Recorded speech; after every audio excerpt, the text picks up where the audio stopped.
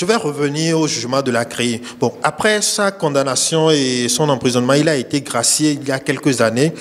Et gracié, mais exilé de force ou de gré, on ne sait pas exactement au Qatar. Mais pourquoi il avait accepté, après sa grâce, de se faire exiler? Karim Wade a été exilé de force. Est-ce que c'était la condition pour être libéré? Excusez-moi, Karim Wade n'a jamais demandé de grâce.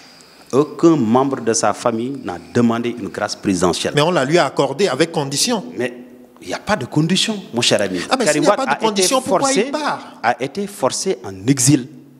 Karim Wade a été forcé en exil. Ça, tout le monde le sait. Si Karim Wade... C'était la condition de sa libération. Si ça ne dépendait que de Karim Wade, il serait là au Sénégal. Est-ce que c'était la condition de sa libération? Il n'y a aucune condition. Ah, mais il n'y a aucune condition. Mais s'il n'y a pas de condition, il aurait pu ne pas... Il a été forcé en exil. C'est ça le terme. Vous avez compris? Il a été cueilli de prison, de la prison.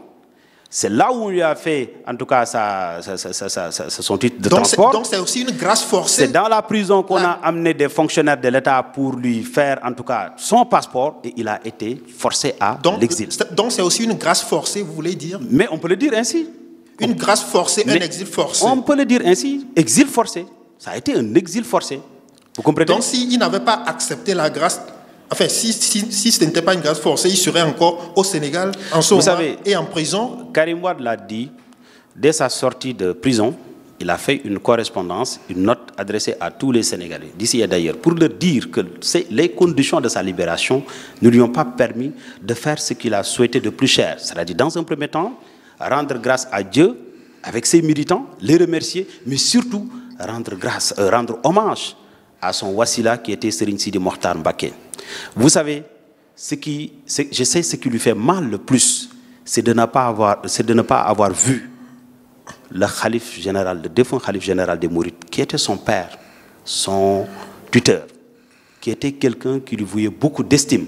En attestent les multiples illustrations, à savoir, lorsque Karim Wade avait entamé une grève de la faim, le khalife avait délégué, en tout cas des membres de sa famille, pour lui demander d'arrêter cette grève de la faim. Lorsqu'il s'est agi de sortie, il a délégué, en tout cas son fils aîné, et ainsi de suite. Donc, il lui vouait énormément d'estime. C'était une relation de père et de fils. Et il regrette jusqu'à présent de ne pas voir cet érudit. De le remercier, mais aussi de lui rendre hommage. On a compris, donc vous nous dites que voilà, tout est forcé. Karim n'a pas demandé de grâce, c'est une grâce forcée et suivie d'un exil forcé. Alors, on va clore avec ce chapitre-là. Je vous pose une dernière question pour finir. Le congrès du Parti démocratique sénégalais, plutôt le palais des congrès, votre siège, il y a un palais de congrès en construction depuis des années.